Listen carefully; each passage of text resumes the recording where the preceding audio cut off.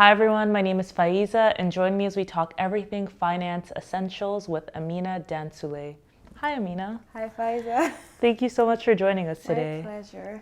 So if you could give us a brief intro or overview about who you are. Okay.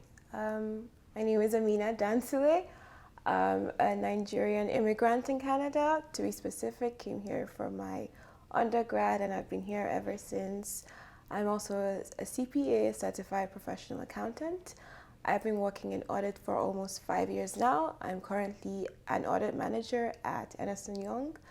And for my personal self outside of work, I'm also an entrepreneur. I own a photobooth business and I also consult for like other businesses on the side, like especially startups and small businesses still trying to figure things out or people trying to get into starting a business. I love how you've given us all the reasons why we should trust you today in literally a couple sentences. Very tailored. Could you tell us a little bit about how you navigated your professional journey? What was your early beginnings? Sure. So I studied accounting. I think I was about 10 or 11 in grade 7, 8 when I saw my first T accounts, like my very first accounting class. And for some reason, I just decided that was what I wanted to do with my life. Yeah. I wanted to do psychiatry. I wanted to be a lawyer. I wanted to be a teacher. But I saw it and I thought, this is it. And I told my dad and he was like, you've always given me bookkeeping energy. So, okay. Because I think I was always naturally very administrative. I was that child bossing everybody at home on doing the right things and how things should be. And very early on, he would let me like play with numbers or things and just let me I think he was testing my flair. Mm-hmm. And over time, I stuck with it. Was in like commercial class all through, fell in love with like further maths, economics, wow. And got into U of T for like the Rockman Commerce program, got into like my public accounting specialist, and then through that, I explored other things, but then I always knew that was where I was coming back to. Even when I didn't want to go back to it, life would lead me back to it. Yeah. And then when I graduated, I went straight into public accounting at EY. Mm-hmm. And then I was lucky to be put in like a service line that allowed me to play with like private companies in like multiple industries. So then I got to see all the way from like tech companies to like customers, retail companies, consumer retail companies, manufacturing companies, professional service companies. So I've seen like in the last almost 5 years, I've seen all sorts of how companies operate, like with this, especially like small to mid-size. And when I say small to mid-size, I'm still talking in like millions and billions of dollars. And it's ones where like what would be considered significant is like, say, worth a down payment for a house at the very least. So it's helped me see like the little like struggles that smaller companies that are not on the stock exchange deal with, as well as see like how big companies operate. And my biggest thing was just always wanting to see people operate effectively, solving the pain points. Like I noticed that there would be things where I would see issues and I'm like, how is this not obvious? But it's not that obvious, and people have issues like identifying the problem. And so then I knew, okay, this is something I actually want to keep getting experience on and building on. And then even in like my personal relationships, I'll meet people that are starting businesses. Like I have an aunt who has a cake business, and then I realized she wasn't tracking her expenses, and I was like, what are you doing? And so then I was like, okay, I started badgering her like little milestones on how to get your business in proper shape.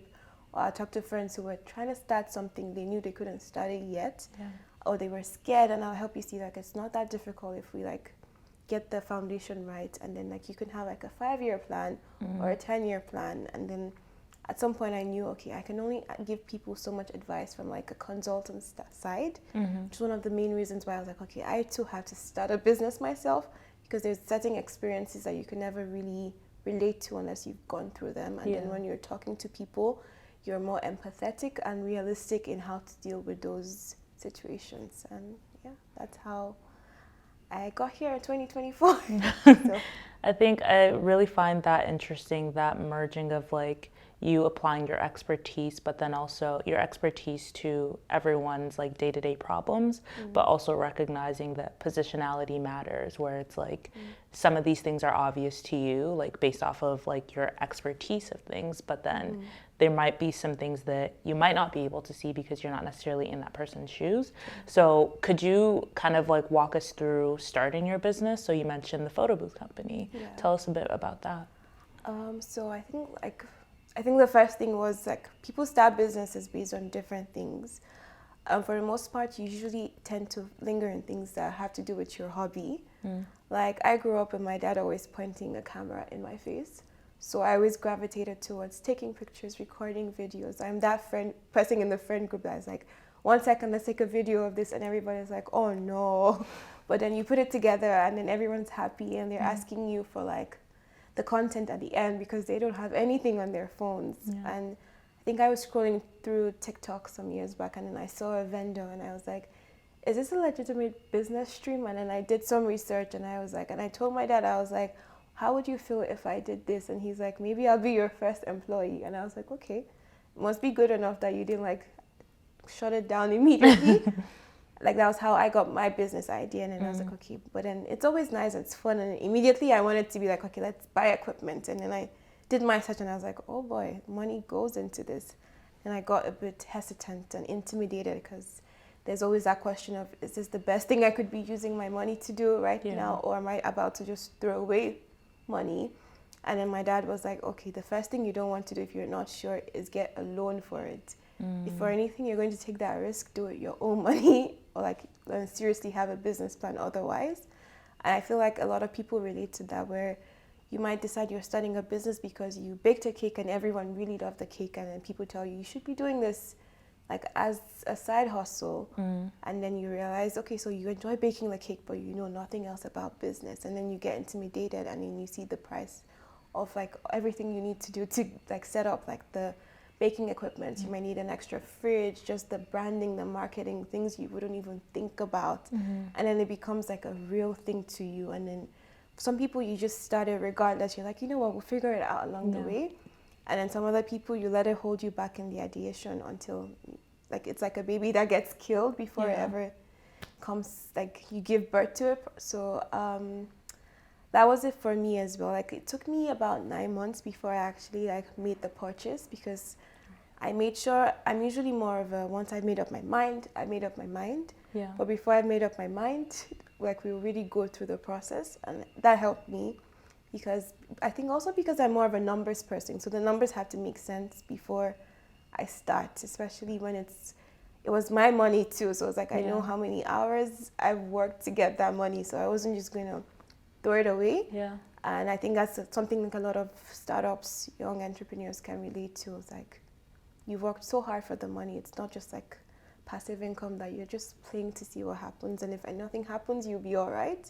For us, it's like a big risk because there's so many things you could be doing with your finances in your 20s or even in your 30s, 40s. Honestly, whatever stage you are in life, because you have responsibilities, right? And so, yeah, I sat down, did my market research, made sure it was something that I could see growth. I also spoke to myself. I was like, is this something I could realistically keep up with? Knowing like I still plan, it was not something I could quit my job to do full time, but it was like, can I even manage the timing with my other priorities? I had to think about how long would I be operating this for? How long is this business feasible for? Because there are things that are like trends, and then they go up, they're in vogue for like a season, and then afterwards they die down, and then you're like, okay, will I be able to make enough profits within that season, or will it be like a loss? Basically, will I actually make profit? Will I make a loss? Am I running a business, or am I running a non-for-profit organization in the guise of a business, right? So those were things that I think that was like the challenging part of starting. And so yeah, that took me the longest part. And then after starting, I got to experience the things that you thought, I'm so well planned out, but then you still miss them. Or like every new client you get, you realize, oh, this is what is missing, or this is what I could add on, or this is what I could do better. And then even like the things where you think, oh, it was so carefully planned for, but then it doesn't quite go the way you planned. And then you're like, oh my gosh, in the moment. I think I once had a client where I was like, after this, I told the person who was helping me, I told him, I was like, I'm quitting, I'm selling my equipment. Like, this was too stressful, it's over. And then like afterwards we had like a brief, like a debrief, and I was like, okay, now we're breathing, are you okay? Like, very encouraging, you know. But that's like a summary of how that started for me, if that answers your question. No, it absolutely does. And I think like that, the anecdote that you just shared, the last piece on like, you were really overwhelmed. You're like, yeah, I'm done. Cut the show. And it's like, it kind of takes me back to that saying of, you don't make any decisions when you're in like a heightened emotional state. And like I find that for a lot of like startups, given like how pressure intensive it is and how lonely it feels, you're constantly in a heightened emotional state, whatever you might define that as, Very right? true. And it makes it harder to make the right decisions. And even though there aren't any right decisions, you just have to take steps to figure things out, as you did, right? Yeah, so I'd love to hear a little bit more about that 9-month period. So you kind of narrated to us how you did some research first to kind of understand what the market was like or what this business was like. And then you obviously being very detail oriented and an expert in like finances, I'm pretty sure that there were some considerations that you made. So could you tell us a little bit about what that looked like? Okay. I think the first thing was, whenever you're starting something new, there's that excitement. There could also be like the external pressure of people saying, yes, go for it, I believe in you. Because usually the people you're sharing that with are close people who do believe in you. But then I had to pause and think, like, is this actually, because one thing about starting a business is you don't want to just start a business because you feel like starting a business. You have to actually make sure that you're solving a problem for someone. That's what keeps the business going. That's why, like, for example, when you think of like food businesses, they always have a market base because people will always eat. People will always be hungry. It's like a basic necessity. And so not every business will be a necessity. My business, for example, a photobooth, is not a necessity, but you have to think, am I solving a problem for someone? Am I making someone's life easier? And then the part that becomes about you is, how do I want to approach this based on my unique giftings, my unique talents? Another big question for me was, how does this align with my bigger purpose? Like, is this something that I would do for 1 month and then give up, or is it something I can actually see myself keeping on, like, operationally into the long term, because I actually tie into the vision or mission? Like, what would be my vision for this? What is the goal behind this?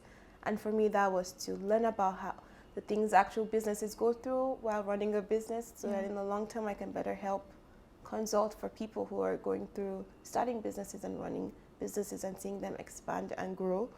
And so once I identified my vision, my mission, my purpose, and that it was actually a business need for me, was entertainment during like events. I was like, okay, so this is actually something that I have a market, there's a market need.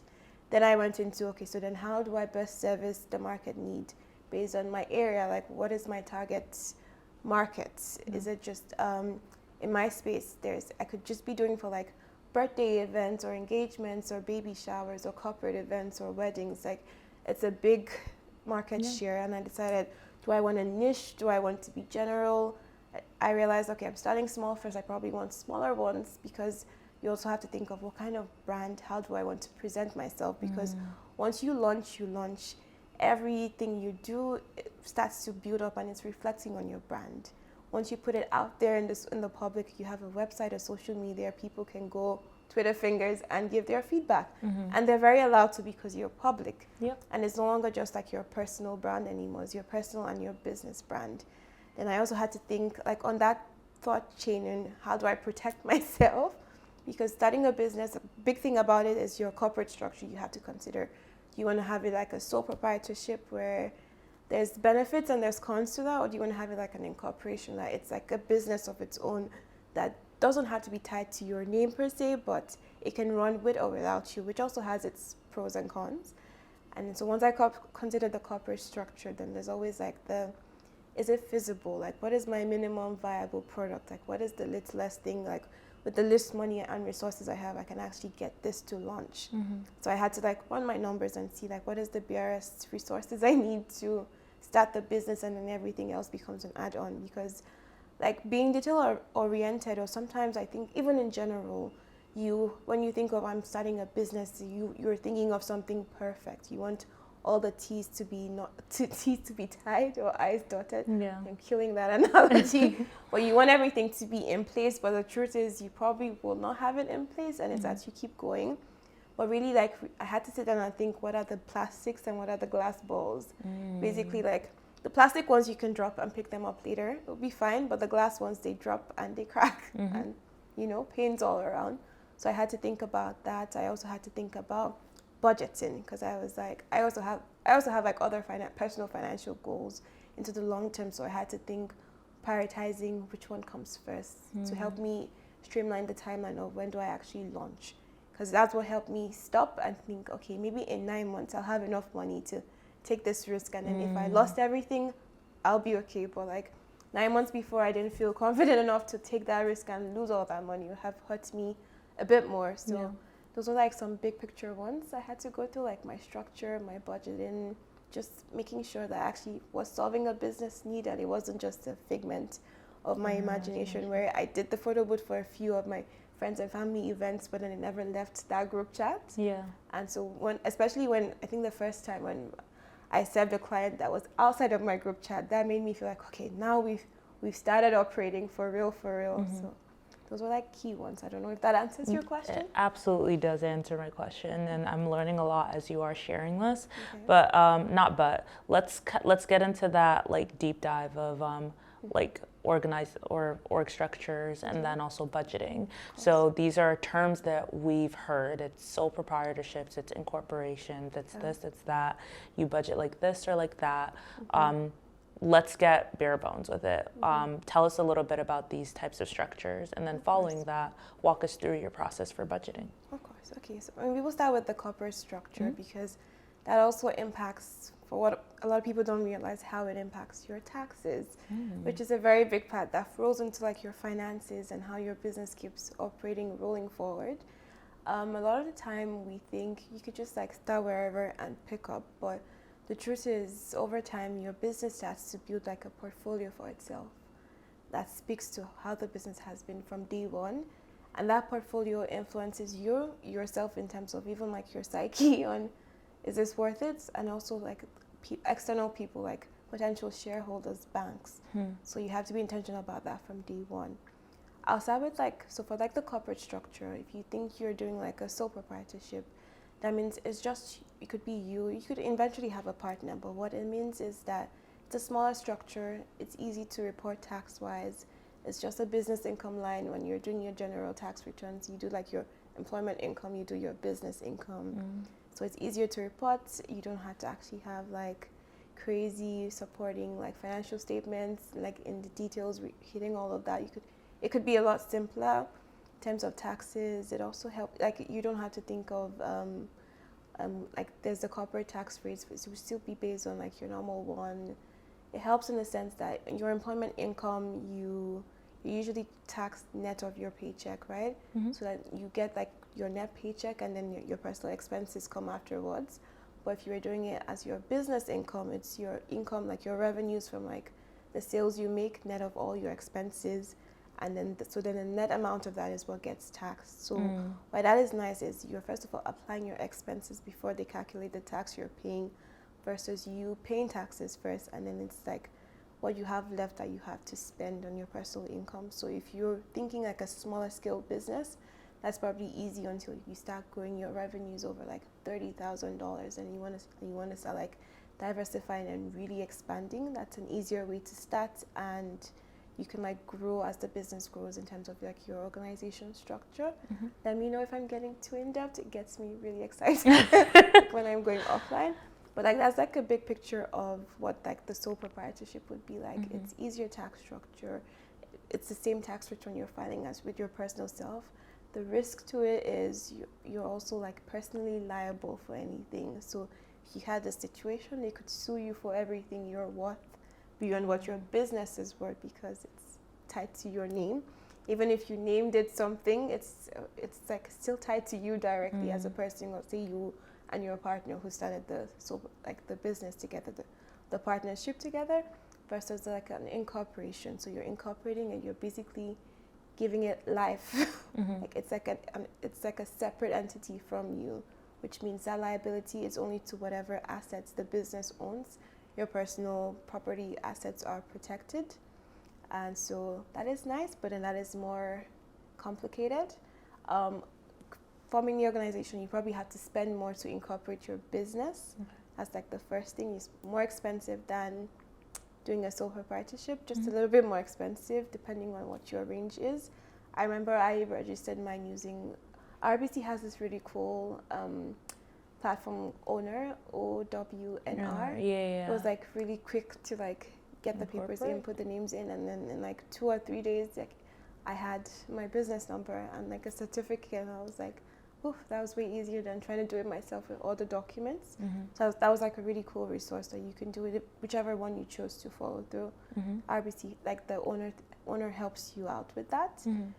With incorporating. With like forming the business, so getting your business name, and because I guess incorporating would be if you're actually incorporating like an Inc. Versus like just forming the business. Got you. So like owner is really cool for that.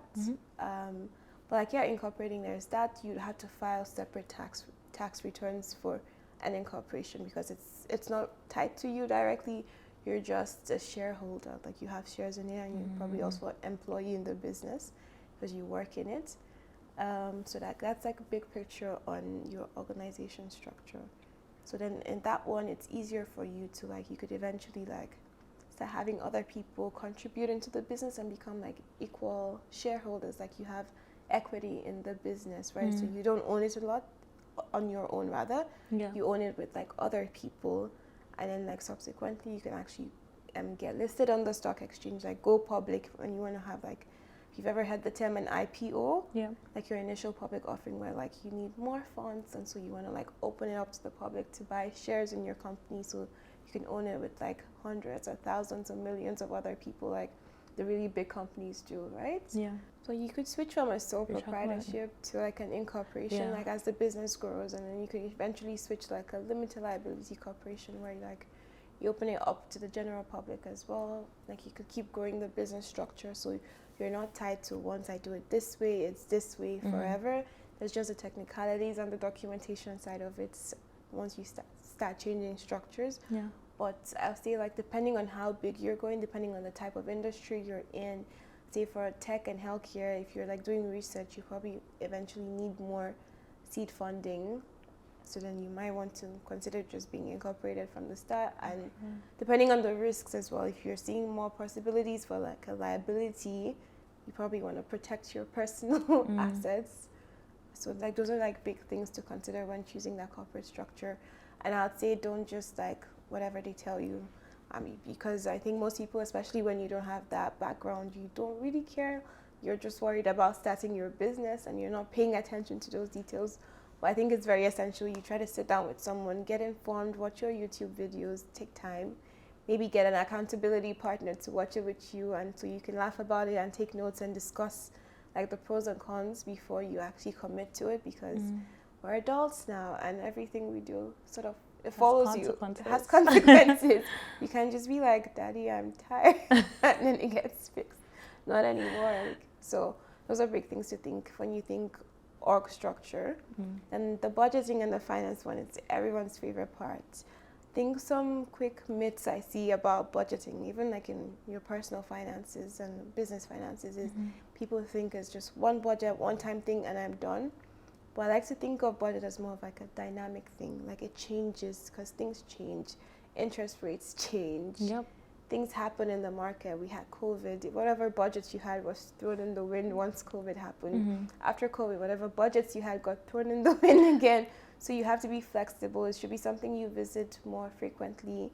Don't wait for things to change before you revisit your budgets. Like stay in tune with like trends and things happening. Things happening in your life, for example, if you budgeted that, like your budget is basically, you're estimating how much will I be getting, how much will I need to be spending, can I actually fund my operations? That's what your budget is for. And you're trying to see, like, basically, do I have enough cash to fund my expenses to run this business? Do I have enough cash to break even?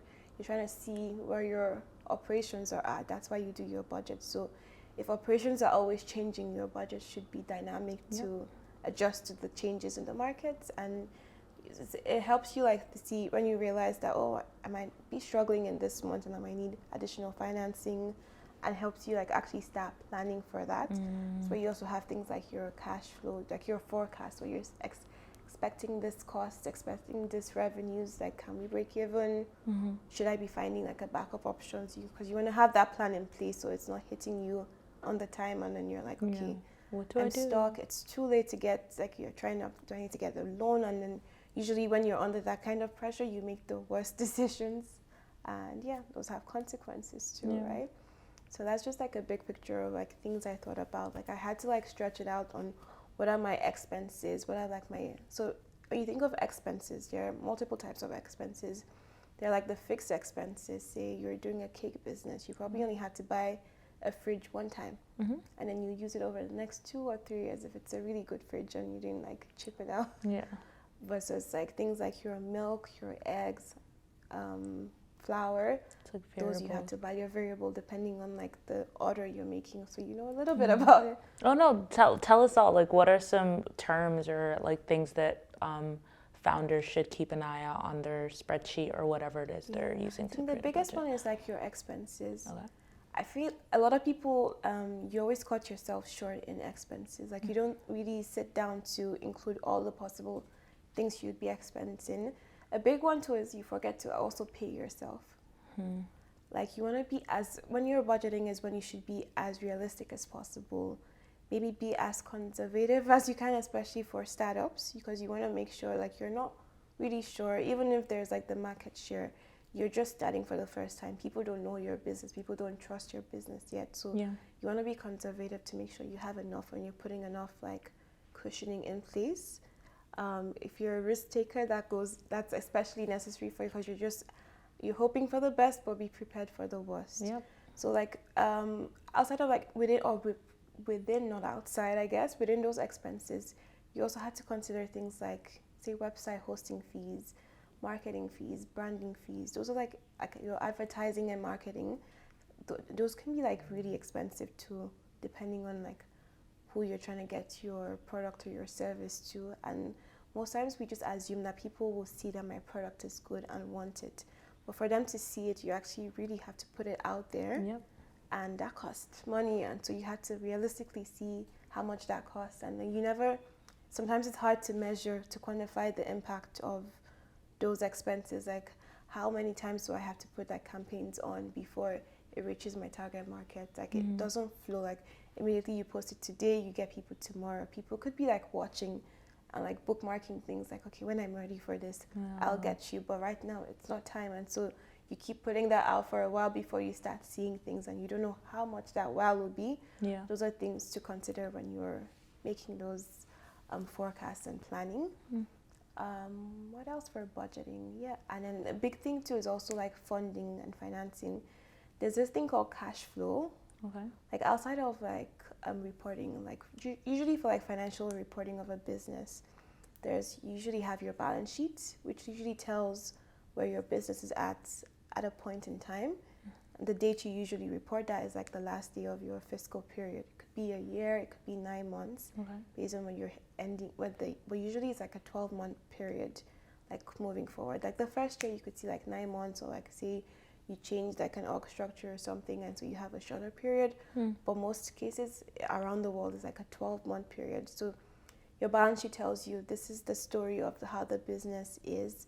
Your assets, this is what the business owns. This is and your liabilities, this is who the business owes. Your equity, this is how much the owner has invested in the business, right? That is at a point in time, like literally, say it was December 31st, 2023. So as of this day, December 31st. By January 1st, things could have moved a bit, but this is what happened on this day. So it gives you more of like a big picture where the business is, not necessarily performance-wise, but just more on this is what the business owns and this is what they owe. Like this is their health on this day. Financial health, But then you also have like your profit and loss, which is like your income statement. It tells you how the business operated during the year. Like this was how much revenues they had during the year. So this is how profitable they might be. This is their expenses, like all the costs they incurred. That's a good one to see because you can track sometimes you can compare year over year. Am I getting more profitable or less profitable? Are my expenses increasing while my revenues, like my sales, are decreasing? That could like indicate that probably need to do more in marketing or branding. Or there could be something wrong with your product. Your product is too expensive, or you're just not hitting the enough people, like you need to get out there to more people, or like you just need to cut down on some overheads. Like, are you breaking even? Because you could either have like a profit or a loss at the end of it, because it's your revenues, not your expenses, that give you like your profit or loss. So that lets you know, am I breaking even? Like, yes, I'm having sales, I'm tracking sales, yes, I'm servicing so many people, but am I actually making a profit, or am I working for them for free? Like, am I paying them to give them a service, or are they actually paying me for my service? And so another big thing there is actually costing your product or service properly. I find this especially in the multicultural community. We tend to cut ourselves short, where you undervalue yourself, which is a big part in why it goes back down to when you're starting your business, in really understanding the business need you're solving, and is it worth it? Like, what value are you bringing with your business? Because then when you know the value of what you're offering, then you can be honestly more realistic with, this is the value of what I'm offering, this is the market I am servicing. And if these people understand the value of my business, it's not everyone who can go into a Louis Vuitton and buy things. And Louis Vuitton don't try to make themselves compete with H&M. They know the value, the quality of the products you're offering, and that their target market can afford the products you're offering. And then the people who are pricing it down probably should not be shopping there.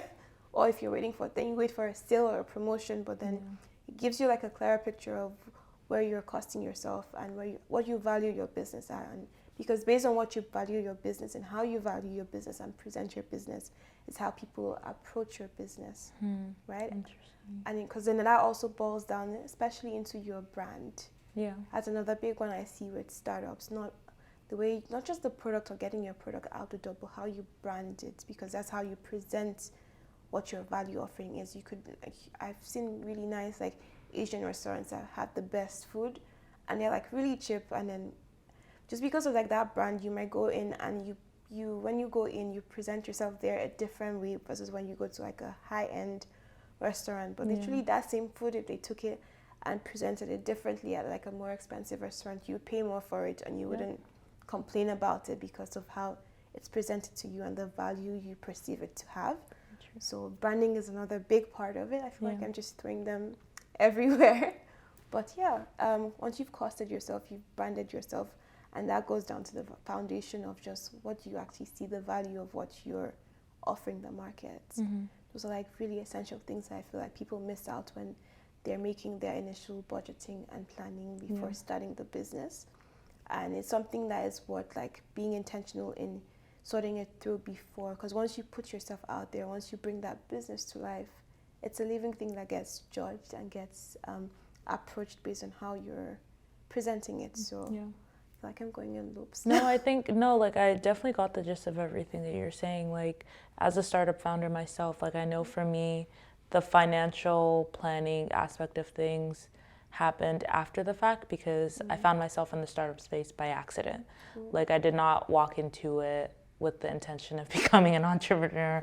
I really just wanted to try and bring something to life to try and help people, right?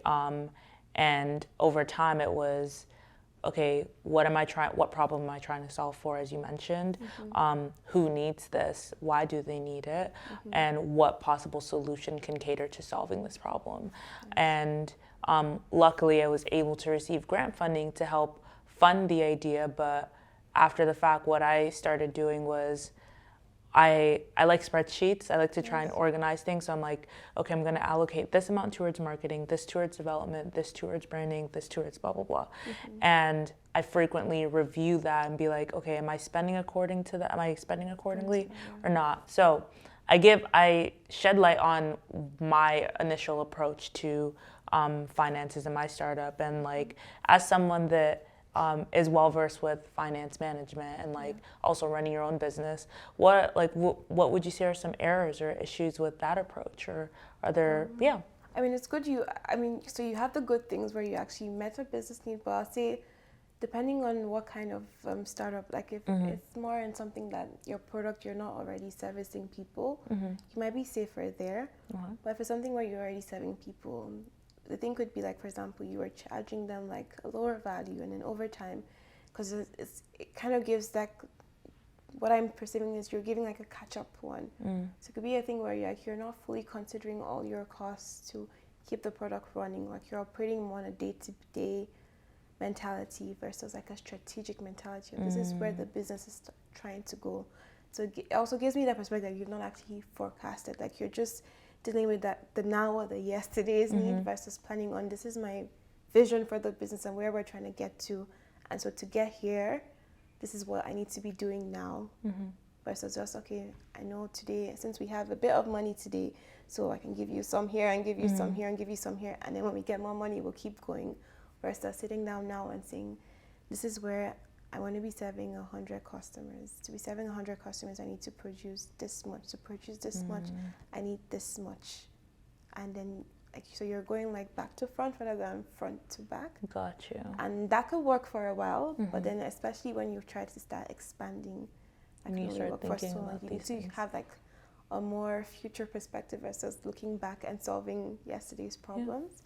So that's like the one thing I'd say.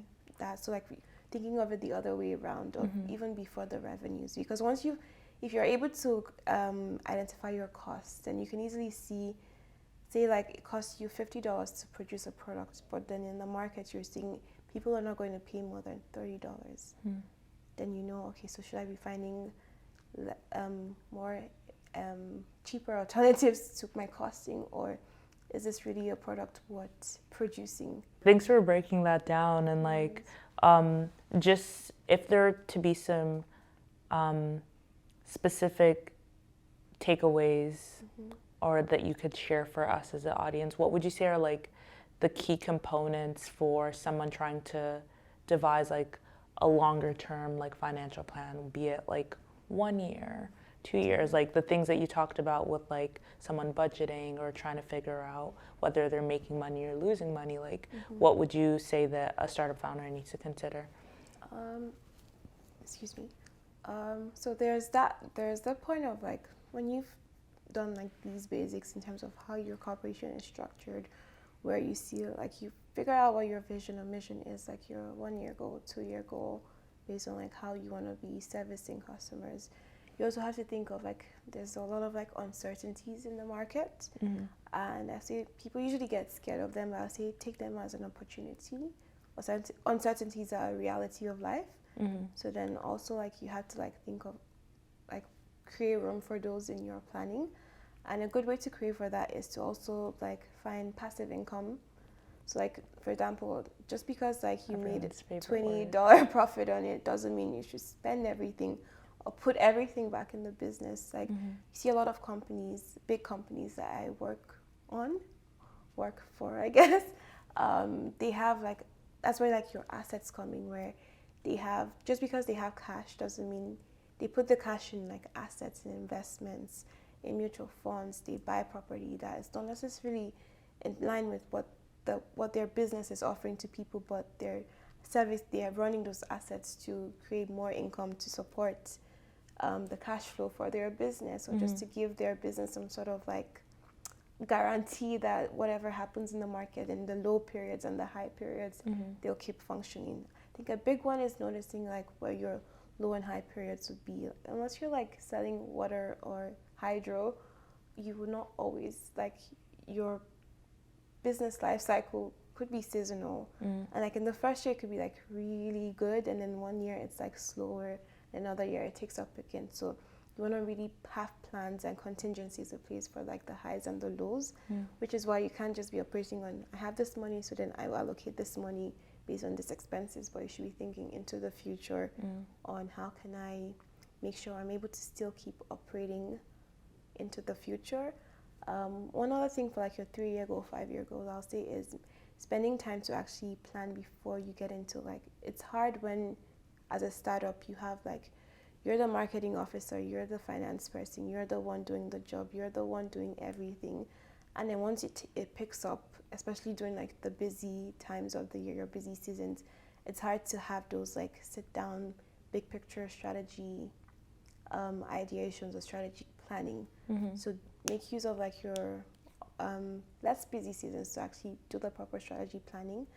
And for me, I'll say it's good to also have like basic financial understanding. You could take like a cheap course or like read some articles, watch some YouTube videos just to have an idea. But then a big thing is realizing that it's not a one person thing. Like you have like a network of resources around you.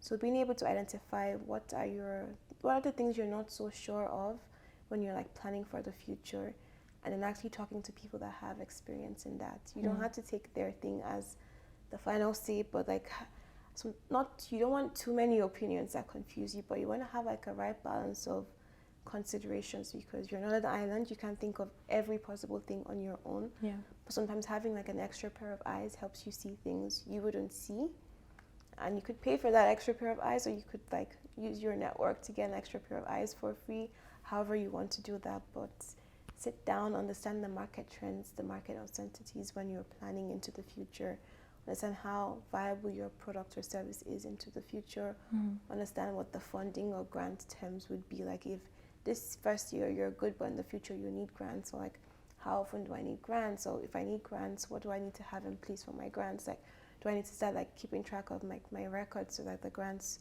can see how I've been spending the money, so for it to maintain that funding. There's like, it really just boils down to planning and getting as many pieces of the picture as you can, considering like the big ones. You might not know every little one, but if you can sit down and realistically get all the big pieces as possible as you can, that gives you like a better playing field than the average person who is just going on a day-by-day basis. And I'll say like don't be intimidated. Like even financial people struggle with planning, because it's that part where you have to be humble and realistic. I think especially when you're the one with the vision for the company or for the business, you're hoping for the best, or if you're overwhelmed and then you're only seeing bad things. So like my story at the beginning, at that point where you're seeing bad things, you need something that grounds you. It could be people, it could be hobbies. Planning for a business in the short term and the long term can be overwhelming. I like the word you used in the beginning where you said it could be lonely. And so it's nice to make sure like there are things that are giving you joy, especially when it's something that you found was fun, and all of a sudden you hear people say it used to be fun but now it's painful. So you want to think of ways to like incorporate that joy and balance or harmony as you're operating the business into the future, because like numbers are numbers. They will keep crunching, they will keep moving. You can't control people's buying habits, but if you're just more intentional in like having frequent or regular revisions of what you've put, like your budgets, your forecasts, try using tools. Like now technology is so cool that there are tools that do some of these things for you once you impute certain parameters, and then you're just like refreshing them regularly and checking it up, using tools for like your invoicing, or like sending things, like making sure you're making payments on time, receiving payments from like your clients on time. I think the biggest one would be also like delegating, like seeing how you can like repetitive tasks that you could reduce what you have to do on a day-to-day, and then giving it to like other people, giving it to like tools or computers to help you get those things done, so you can free up as much time as you can to actually keep in touch with your business's health and how to keep operating it into the future. I'll say those are like really key ones I'm learning myself. No, I love that. Could you recommend some like specific tools that you've seen or resources that you would recommend to like startups or founders that are interested in really acquiring more knowledge? Sure. Like in terms of tools, I'd say everyone can take in terms of getting knowledge, everyone can take like a small, like, I don't know, accounting, finance for dummies. Like just understanding those basic concepts, so then when you do speak with like a financial advisor, you're not just like completely lost. That helps. Like don't just think, okay, I'm not the finance person, and just take whatever advice from whoever is selling you, because then you have to be skeptical that are they telling me what's best for my company, or are Yeah. they selling me a product they're offering as well. So it helps when you're a little bit informed. So I'll see, like, if you can invest like thousands into a business, you can invest a few $100s or so into like just having like a basic understanding of the key things in your business in terms of like the management end and the finance end. I would say tools, like there are many tools like FP&A Tube. I know Cube is one that's really cool. Cube? Cube, CUBE. Okay. Literally like a cube. It helps you, like, it's like an FP&A software. Like if you have, FP&A, what is that? financial planning and analysis. So basically helps you, like what it says, planning and analyzing the trends in your business, like, because there's things on profitability, like how profitable it is. There's things on liquidity, like when you start acquiring like loans or whatnot, like how liquid is your business, like do you have enough cash or like assets that you could sell to pay off your liabilities? Because that's a big thing, where if you have more liabilities than you have assets, it's dangerous, right? Yep. Because then if today you had to pay off everything, you're broke, you're in debt, broke. So, and then there's also like cash flow. Cash flow is like a big one that a lot of people don't understand, because I see people say, "Well, my business is good, I'm making sales," but you don't have cash to meet your pending needs. So cash flow planning is like a big one that I think everyone should have like a basic understanding of what that means. And for the, like, just summary, cash flow planning is that what are the needs and what are the sources that are coming, like what do I have to put out, like cash flow out and cash flow in, so your inflows and outflows of cash to keep operating in the periods. Like say on a month-to-month basis, you have, like, for example, as a person, you have like your rent, your hydro bill, cell phone bill, that if you don't pay them after the month, they get cut out, right? Yep. So same thing with your business. You need to be, okay, so these are the things I need to stay operating. So then on a monthly basis or a weekly basis, do I have enough cash coming in to fuel these expenses so I can keep operating? And so you have to plan it out. Yes, I will make thousands of dollars of sales, but I don't get paid until 6 months later. So within now and the next 6 months, how do I survive?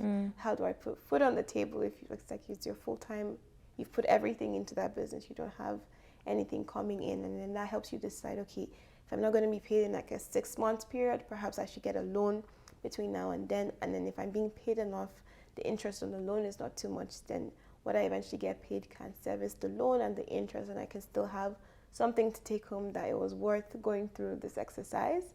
Because I think especially when you're running as a business, you actually want to be profitable. Yeah. There's also situations where you know that, like, you might not be profitable right now, but like it takes a while before it'll be profitable. And so like planning for that season where you're just making losses, like how do I stay above ground? Like, just because I'm making a loss right now doesn't mean my business is a deadbeat. Like, it will gain traction, and that happens a lot with like healthcare and tech, like businesses, where it takes a while for it to, and then that could feel like the worst season of your life, where you're just seeing seasons of your life. you're seeing like this negative. I mean, it's cool. That's why it's cool. Like, it's cool because like you're gaining losses that you could be used on your tax returns when you do start making profit. But like in the day-to-day reality of it, you don't see money, so you're struggling, and so that's where cash flow planning comes in. So like that's a big one to like really understand. It doesn't have to be anything fancy too. It could be a simple spreadsheet. Just I think the biggest one is just really being aware of everything that's coming in and going out, because we don't always take all those little things into picture. You just, like, sometimes you're just paying the bills as you're seeing them. Happens even in your personal life ethics too, and then it translates into the business, that you need to be aware of, okay, for the next month, what are all the bills that'll be coming in? And then once you've planned for that, then you set yourself up to be, like, you don't want to be reacting, you want to be proactive. I see. Absolutely.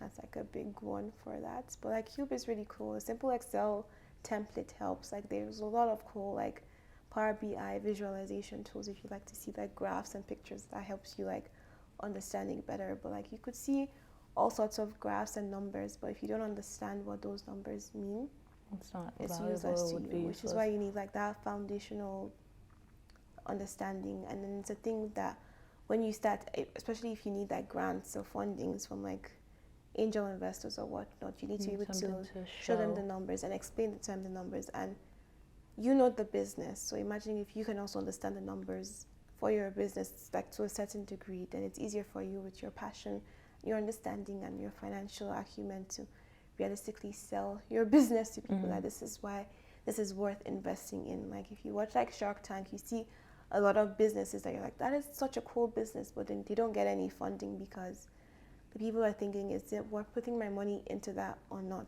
And why? Because you don't have the numbers to back it up to explain why it's like truly a good business. Like what is a good business is that you're solving a market need and you're actually operating effectively. Like and by effectively I mean like you're making profits. Yeah. So that's the two parts to it that we always had to take into account, I'd say. I love that. So just like I would say, like just for like the audience, like the key things I'd call out, like with regards to the tools, you mentioned Cube, or you could just use a simple spreadsheet. Yep. And I think with regards to the foundational knowledge stuff, like accounting for dummies or a Udemy course. YouTube has a lot of free things. If you just like search what are cash flows, how do I run cash flows for a small business, how do I keep track of my QuickBooks is also pretty cool. If you're a business that you invoice, there's simple ones like expense apps on iPhones, depending on the frequency of like operations and like your transactions. You literally have like it helps you to keep track of your receipts at the very least. So then when you sit back with your Excel spreadsheet, it's easier to input them versus just random papers. Some are papers, some are like digital ones. You're not even keeping track. Yeah. And I'll say a big thing is like actually having like a good bookkeeping system at the start, not waiting until, okay, now it's tax season. I need to put things together, like doing it more frequently, like bi-weekly or monthly. And that also shows you, okay, this is how I'm spending, these are the trends. I'm spending more than I should. Even simple things like having, if you can, having like a separate bank account from your personal bank account, where you're actually tracking the movement. If you're really, you can also like separate what is from your business, what is from your personal funds. So you just don't think, I'm seeing money there, that means I have money, but it's your personal funds you're eating into, and the business isn't actually taking care of itself. Those are like easy things I'll say. But QuickBooks is actually really cool because it helps you do like the invoicing, the payments, and then you also have like, it can help you like create financial statements. So when you do need those for like your tax returns or like showing it to like potential investors or like the banks, it has something for you. And then if need be, you can like meet professionals to help you like check things up with like reporting, accounting standards. But for the most part, it gets you started. And I think just as add a little thing that I liked, I am definitely going to be looking into QuickBooks and all these tools that you've called out. But a little thing that I like to do when searching up softwares is like looking, like Googling or just doing a search of free alternatives for blank. Especially because like these tools, they're super valuable, and like once again, they know their value, so they'll price accordingly.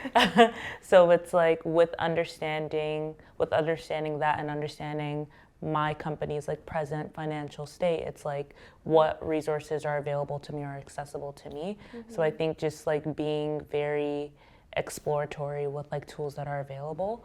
But just kind of going back to what you said about like advising the individuals have a business bank account and a personal bank account. How do you think startups can differentiate between personal and business finances, especially in the early stages? So it's that clear segregation.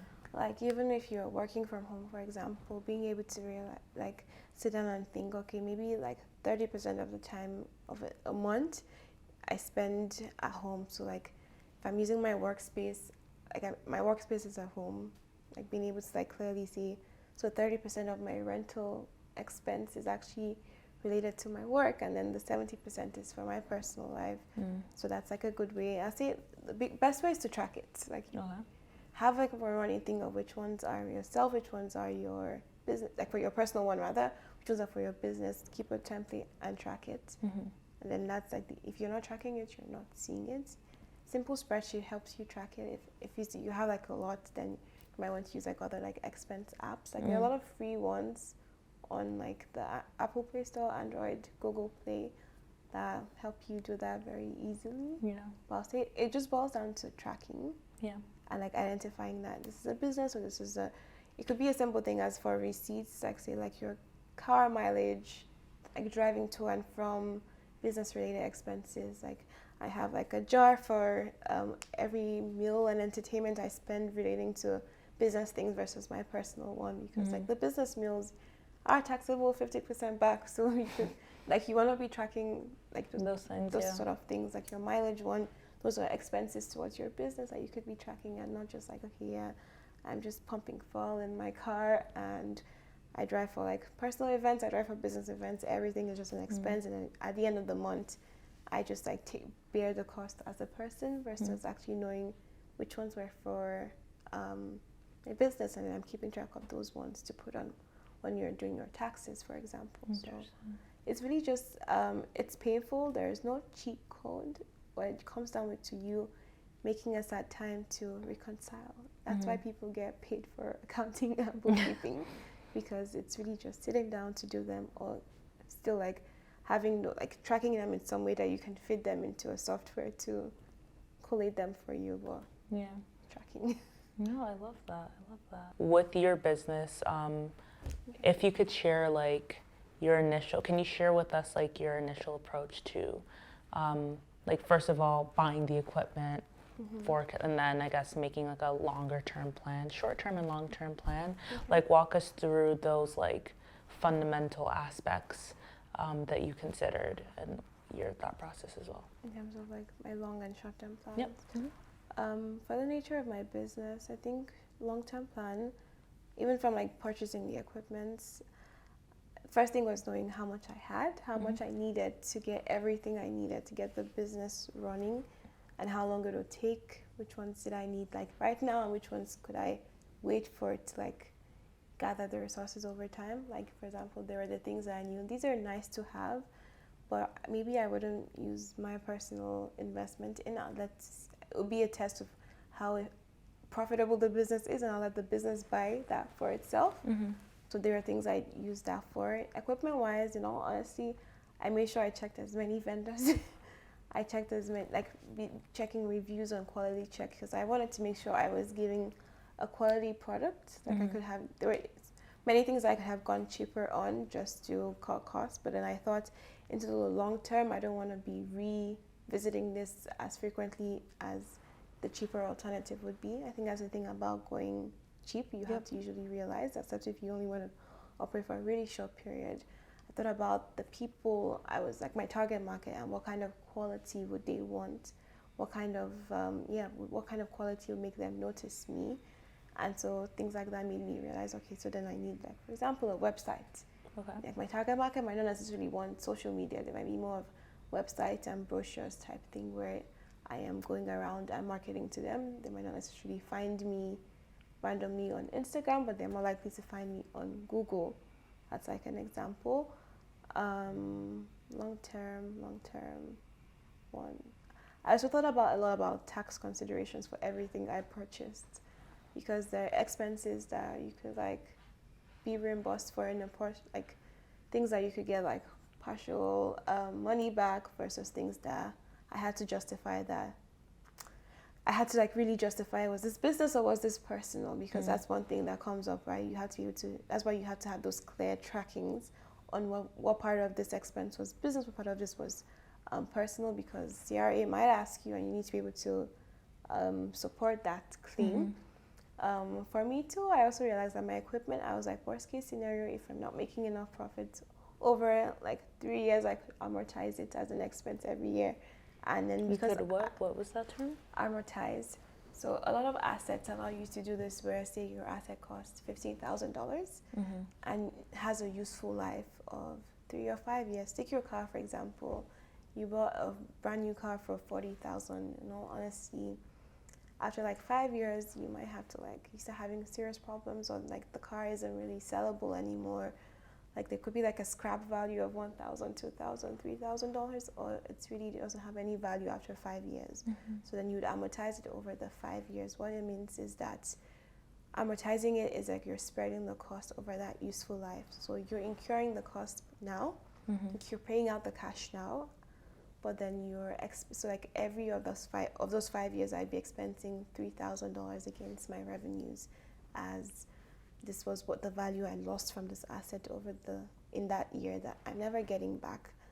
And so then that is usually netted against your revenues for that season, so that reduces your taxable revenues. Okay. Anyway, so like this, I knew that. So worst case scenario, over the next 3 to 5 years, I will be able to use the dollar value of my equipment against whatever income or revenues I was making from like my personal life or like business revenues, and in a way I would get my money back.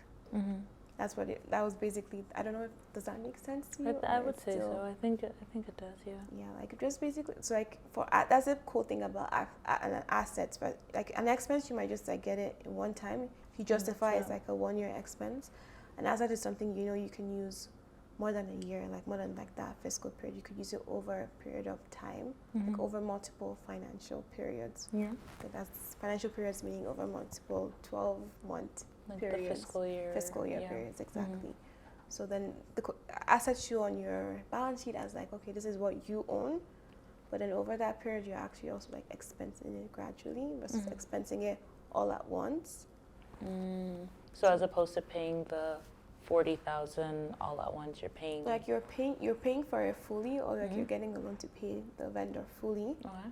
But it reduces your taxable income over like the next couple of years as you're expensing like a portion of your assets over that period of time.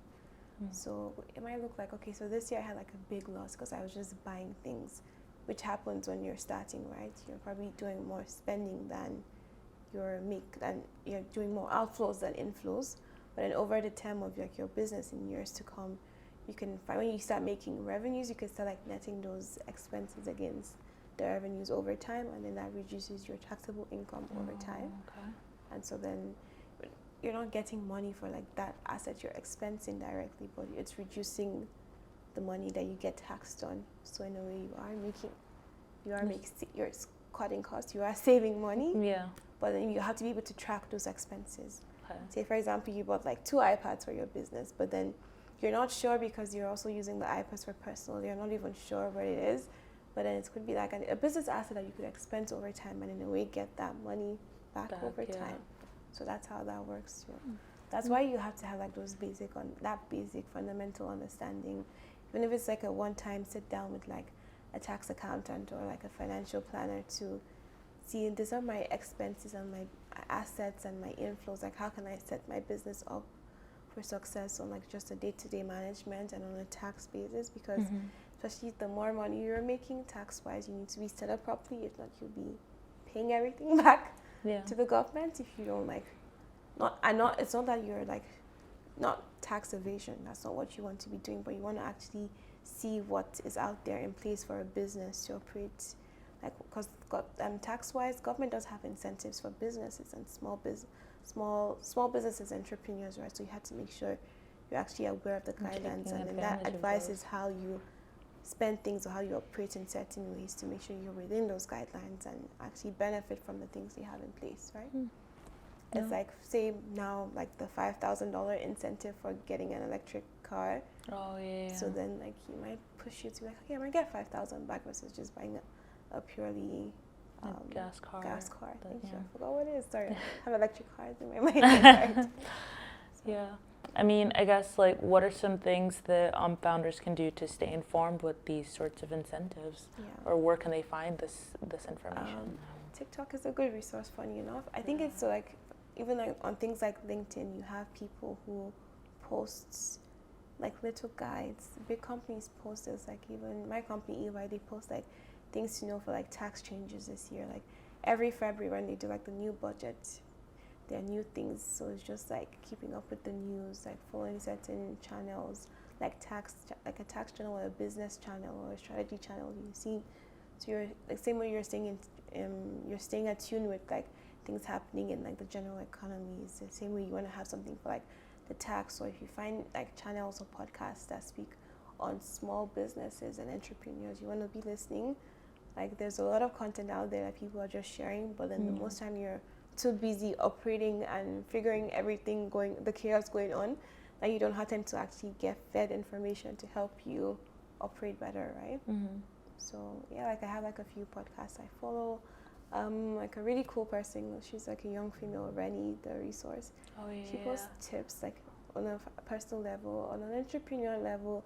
Literally, if you go on Spotify and you check entrepreneur podcasts, there are like so many, but you just have to pick and choose a few to listen to based on like, you check like startup business ones, and just like once a week or twice a week you're staying informed. During like those peak seasons, like before the end of the year, you see a lot of them on TikTok literally posting 30 to 60 second videos on things to watch out for as you're getting ready for the end of the year, things to be purchasing.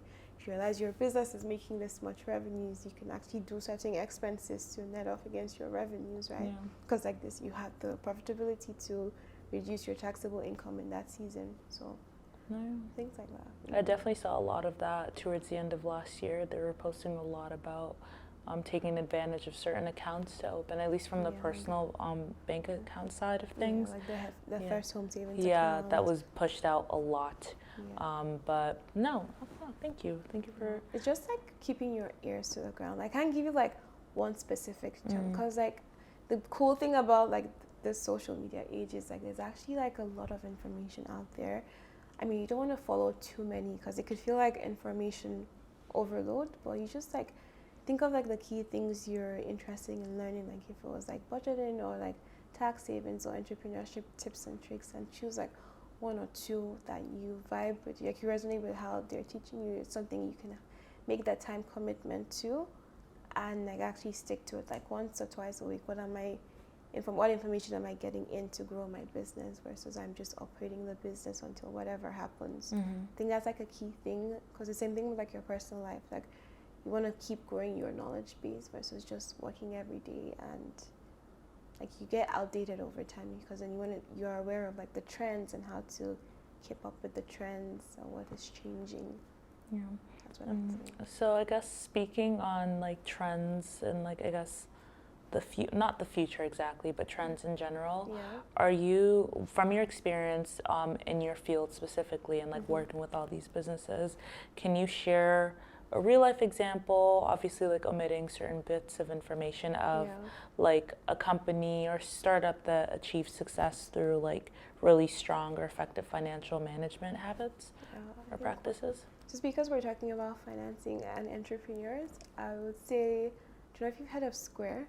Yes, that's literally everywhere. The POS machines, everything. They started off as a POS machine, but like now they also do like financing and invoicing, and like they've actually, I think they started in 2009.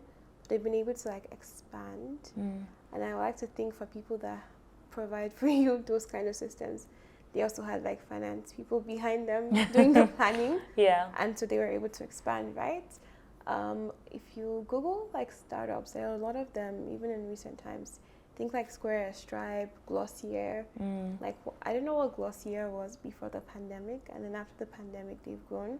Glossier is on the beauty end of things. Like their kind of brand is like there's already tons of like beauty cosmetic products out there, but they're more on like helping people elevate your natural like beauty. Clean beauty became, and then the next thing, clean beauty was a thing, and they were doing really well, and they were able to have like standardized products. I'll say the biggest things for such companies is that you grow wisely. Okay. You're not just like expanding because you can expand, but you're expanding with the consciousness of like what's going on in the economy, what's going on in like consumer spending habits. Like I was worried, say for my photobooth business, I went in knowing that, okay, we're coming out of the pandemic and everyone is trying to catch up on all the celebrations they couldn't celebrate during the pandemic. So I was like, okay, there's a big outflow for weddings and events, and everybody's going all out for the smallest of events. So this is the time to get into the market. And if we see a recession coming, then you're probably like, okay, this is not the time for me to be buying new equipment to expand my business, because a recession is coming. People are more likely to stop spending. So I think there's some key things that these businesses were able to key into, like Glossier with the clean beauty. Like there's the whole clean beauty aesthetic. I think now it's mob wife aesthetic going on, but a lot of people like it keeps going up and down, but then they keep coming back. So you want to be able to know that you will still be relevant, and they've been able to prove themselves as relevant. One of my favorites is actually Uber. Okay. Because Uber didn't just stick to like they were able to grow, get branding in the market, get the reputation to the sense that even initially you would call a Lyft Uber because you just knew Uber was what was doing it. Yeah. That could be more of like a first entry advantage, market, yeah. like besides like the regular cabs, but then being able to stay relevant, and they knew that okay, initially we came in as this, but we need to keep with the trends of what the people need. Yeah. Like people need to go from place to place, but say during the pandemic we weren't going out as much, but one thing we were doing was we were ordering food a lot more, and so Uber Eats was like the nice segue that helped to keep them relevant. And then after that we realized I don't need to do my groceries myself after the pandemic because I got used to ordering my groceries, and so Uber, they added groceries to like their Eats line. So is that being able to hit the business need? Yeah, that's the biggest one. And as long as you're managing your finances, like you have a plan for your finances, you're not just as it goes. Yeah, that way you're able to adapt. You have a budget, you have a forecast you're working with, which I believe they did. And so then they were able to still adapt while staying relevant, and then they're still staying successful. So. Okay. And I guess like with kind of going back to like their forecasts and whatnot, like could you just like distinguish, you definitely kind of touched on this earlier, but just explicitly, could you distinguish for us like the difference between, I guess, cash flow and like profitability and whatnot for startup founders or just in general? Right? Okay, so cash flow is more on what you have in hand. So like the inflows and the outflows. I think I said like your business can be profitable, but you might not have any cash in hand, and then you can't meet your pending or future responsibilities. So profitability is that your selling price, like what your market offering for your product, is more than your costs, like all the costs, like your fixed costs, your variable costs, salaries, whatnot, like the selling, like the retail price of your product or service more than covers the cost, or at least covers the cost, and you know the business is at least $0 profitable versus you're making a loss. That's what profitability is. Like you can actually sell it for more than it costs you to make it, or it costs you to provide that service. But cash flow is more of the ins and outs of your cash to meet your operational or long-term goals. Like would you have enough? Like yes, I have like a lot of people are demanding for me to come service them, like do a photo booth at their events, but I only have one booth. Yeah. And I only have like myself and another staff. So, and I want to, so ideally I should be able to expand to have more booths and more staff. But even though I'm servicing so many clients, I don't have enough cash to buy more equipment. I don't have enough cash to hire more staff. Yeah. Then that becomes like a problem for me, right? I'm profitable, but I don't have the cash to service the market. So then, I don't have enough cash to pay the bills. So then and like you're stuck. There's nothing worse than like having a good product or a good service, but you can't actually meet the needs because you can't operate effectively because you have no money to actually do those it. operations, like execute. So those are two things to think about. Thank you. I asked that mostly because I remember hearing a lot about how Uber was not making a profit for like the longest time, but they were still able to spew out all these new features, these products and whatnot, and still maintain their presence in the market. So I can see why you called out that company as a good example of like they were successful. What they had was they had really good cash flow even during that season where they were not profitable. And that's where like when you're able to plan out your expenses and see how long it will take you to be profitable, then you know, okay, so then right now I should probably be getting like a loan from the bank or a line of credit so that I don't have any money now, but into the future when I start making the money, the revenues I have will help me pay off all those loans or debt I've incurred. But then I'm able to actually bring the product to life. And then like once it becomes relevant still, right? Like what Uber is doing. Like in the beginning we're like, what the heck is that on an app? I'm sharing a ride with random people. It didn't make sense to everybody. Yeah. But like now it makes sense. It's like so normal. It's like, how did that not make sense before? I know the last time I flagged the cab down, like even if I see them lined up, I'll probably still just go to my phone first, because like it has everything. Yeah. I know it's tracking. I can share my location with people. Mm-hmm. It's that easy. So you can even call a taxi on with Uber. they've taken even that market. Like yeah. They've done it so well that even taxis are like, you know what, put me on your app. Yeah, it works. Yeah. No. But like, yeah, cash flow versus profitability. So cash flow, think cash. Profit, think, is my cost worth it? Yeah. Like, is my product, like, is my effort worth, like, is the output worth what I'm putting in? Yeah, perfect. I guess like to a startup or an entrepreneur that's just starting out, like, what piece of advice would you give? I know you've shared a lot with us today, but like, what piece of advice would you give to them about like financial management for their startup, especially if they don't have like the background that you do, and like we know education's key, but is there anything else you would call out? I'll say, if you don't know, then you ask. Don't leave for the now, leave for the future, especially if it's a vision, it's a product or service that is dear to you. I think most entrepreneurs is something that you're passionate about to take a risk for.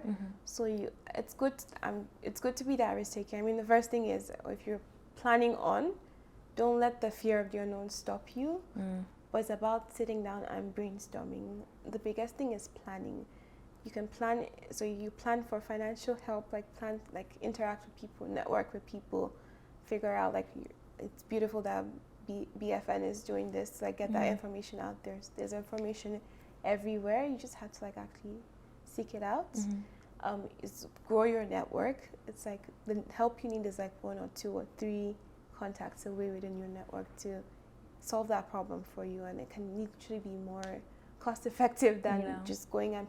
So a lot of things we paid for, and then after the fact we realized, like, if I'm getting this information at a cheaper price, but I didn't have the contacts on the network to know this. Then ask questions.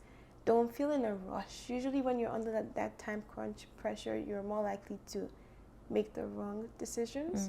So try to be informed before you take a move, but don't be too indecisive that you want all the information to take a no. But decide what is the minimum decision I need to cover my risks, while still knowing that entrepreneurship comes with like big risks and uncertainties. But like for me, it got to a point where I made sure I saved enough that even if this business wasn't profitable, I knew it's okay, I'll make my money back somehow, but at least I wouldn't be owing a bank interest. And somehow I had like a plan B, like a backup plan, an emergency plan. I'll say that's a good one. Have an emergency plan so you don't end up like spending like 5 years trying to fix one mistake.